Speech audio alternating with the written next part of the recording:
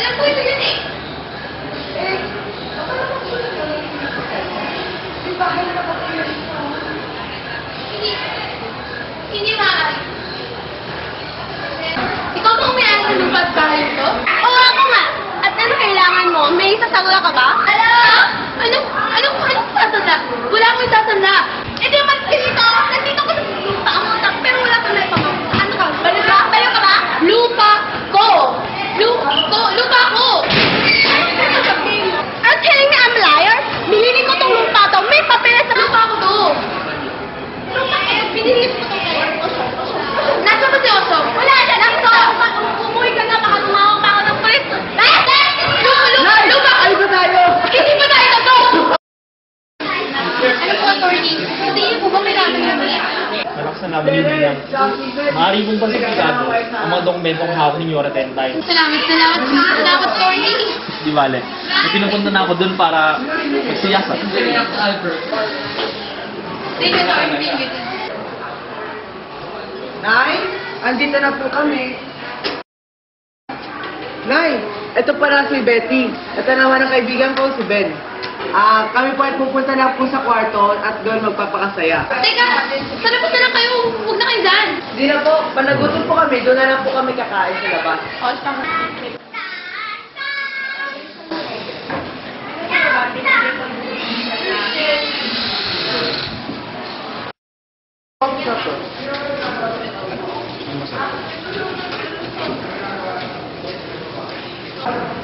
Ano nang natira sa akin? Isinugan niya na tapos inimas pa niya ako. Oh, pumunta ka lang dito para umiyak kung may balak kang bayaran ako.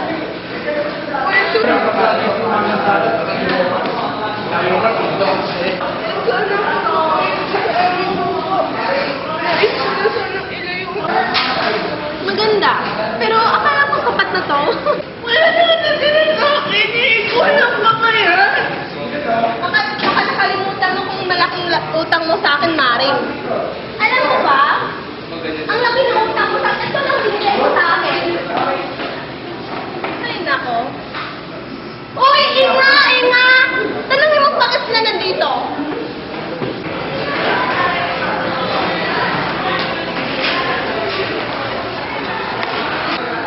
Ay, Lucy! Ang laki-laki ng utang mo sa akin ah! Ano akala mo? Mababayaran yun ng basta-basta lang? Kasi itong pito ay hindi mo nabayaran sa Wala akin! akong utang sa'yo ha. Ano wala? Bakit pa ang bayaran paggamot ng anak mo, ha? Akala ko, ginawa mo lang ito. Kaya bumalik ka. Pwes, ngayon, alam ko na. Kung ako sa'yo, magbabayad na ako. Matagal na rin yun. Alam mo naman ang patakaran ko eh. 20% ng tubo. Nay naman eh, respetuhan mo naman ang gusto ng anak mo. Hindi pwede. Basta. Meron na ba bang bago? Tama na. Tama na ang kasuhan mo, Nay. Sinira mo ng buhay ko. Hindi ko na kaya sirain mo muli ang buhay ng anak ko. Victor! Ako ang ina, kaya ako masusunod. Sinunod ko po kayo buong buhay ko. Eh dahil sa'yo, nasira ang pagmamahalan namin ni Gracia. Huwag mo magpataas ang boses, Victor. Basta, di ako papara sa kasalan nila. Mabait at magaling doktor si Lenny. Nababagi sila ni Jerry. Isang araw, mararamdaman mo rin lahat ng ginawa mo sa ibang kapatid. Hindi yan nangyari. Layas ka na! Layas! Ang bata nito, naku, anong nangyari ba sa nila?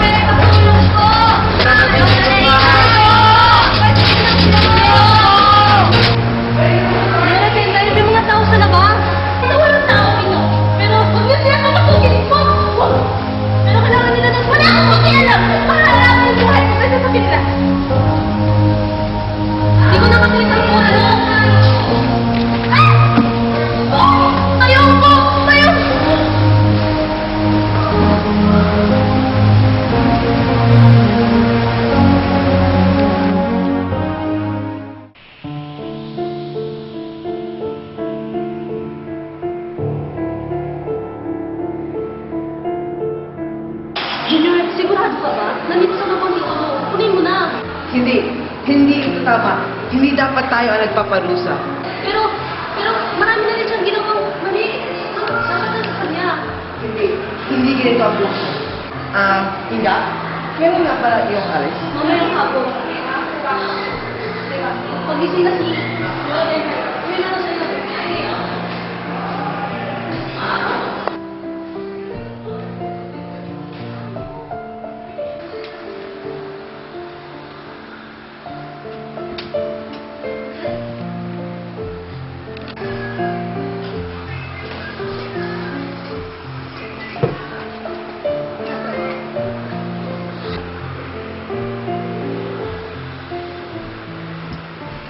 Bayon ko! Bayon ko! Asan ang bayon ko? Ha? Ha? Ito po. Ipagdarasal ko po ang iyong kagalingan. Diyos ko! Patawad! Alright. Let us start the hearing. Mrs. Marshall, let us hear the truth. Your Honor, what I have in my hands are the legal documents that proves my client's ownership of the land. It has been signed and sealed by the government. Do you have any other statements? No, Your Honor. Mrs. De Los Angeles. Your Honor, my documents are legal. These documents were stated years before. It says that this land is entitled to the owner's daughter, Miss Caridad de Los Angeles. As the land were sold, my client, who is the rightful owner of the land, was not informed. Therefore, that document is false. Apos! Legal yan na! May firma pa yan na! Legal yan na! May firma pa! Ay, legal! Pero alis may legal tapos firma pa! Order in the court! May... Order in the court! Order in the court! Ay, legal! After careful deliberation, narito na ang hatol sa paglilitis na to. Ang pagmamay-ari ng lupain ay kay Ginang Caridad de Los Angeles. Ano? Natalo kami! Uy, natalo tayo, uy! Laki-laki ng biyaya. Wala Sabi na ko na! sa'yo. Wala na! Wala na! Settle na lang natin ang kaso. May mananong si Sarah. Ano nangyari? Wala na Pinilit kapahan! mo. Wala na katindahan! Ano ba papamumuhay ako? Pinilit mo ang kaso. Sinabi ko, pwede na natin Pinayaran ko i-settle. yan, Dave! Pinayaran ko yan! Pag sinettle natin yan, wala kang... Hindi ka nakakaintalo. Nakita ka!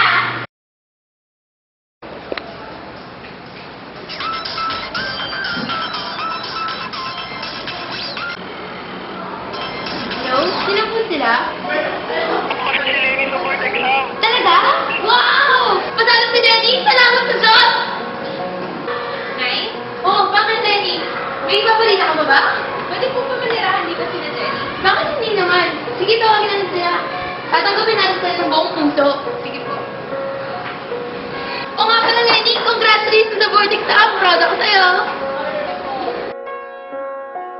Huwag na kayo mag-alala. Okay lang yan. Lahat tayo titira dito. Salamat. Ako nga pala. Lenny, congrats sa pagiging doktor mo. Gusto tayo. Sinasempit ka pa rin. Sinong hindi ninervosin bago ang kasal? Tama ka nga. Nay, may naisip na ako pala ako. Ano yun? Nais ko pong magpatayo ng isang hospital malapit sa bahay natin. Para po yan sa mga hindi kaya magbayad sa mga gastusin ng pang-hospital. Nakatubad kaya yun? Hindi ba? Matutupad! Jerry, do you accept Lenny as your lawful wife? Marco! Lenny, do you accept Jerry as your lawful husband? I do. By the name of God, I pronounce you husband and wife.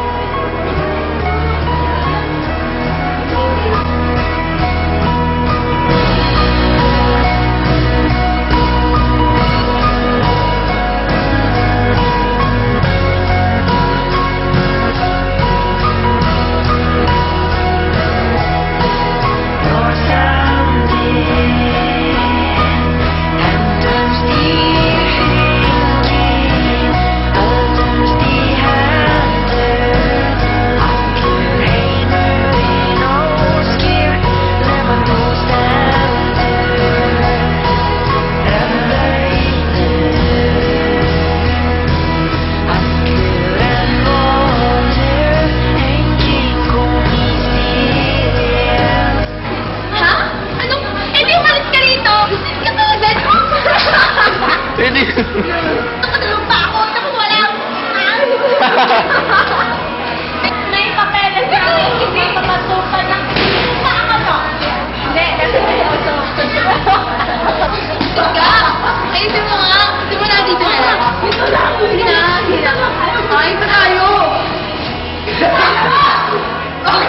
itigil?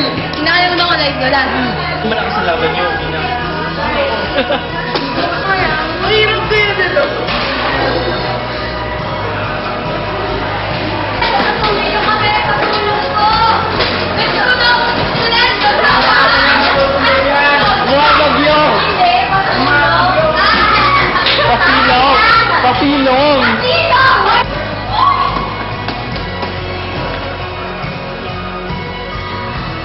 Ayaw! Asan na tayo? Lumagising talaga siya!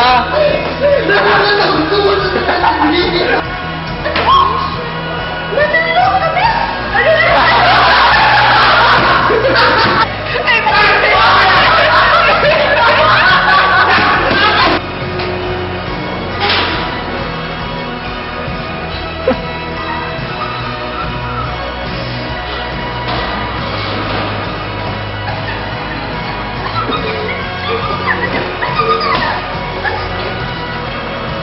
mamamatay mo na ako ba ako?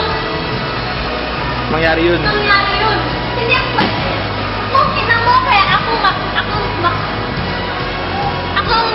Ulit nga! Eh mo talaga Senyora Tenda. ano? Hindi siya rin magtagalog. Bloopers! Ay, sabihin ko lang. Ulit. Congrats nga pala sa isang exam. Ay, board exam. Ay, iniisip namin pala ako. Ano yun? Kasi ako masusunod. Sinunod mo kayo. Ano ulit? Ulit! Okay na, Kuya Rick. Ito, Gino. Ala na. Mulo pa ka lang.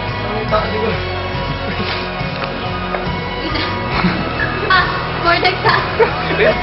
Uy, Sir! O sige, mag-shoot tayo habang... Moving one! Uy, naman. Meron kayo umarang. Pero naman kaya ni Sir yan, Matthew siya kaya. Bilis! Baka ikaw naiiyak na ako na. Nasaan yung simula? Ay, Uy, bilis na! Bilis na! Eugene! Eugene, faster! Wala na! Hindi na natin yung pamilya ko. Ayaw! Sa'yo.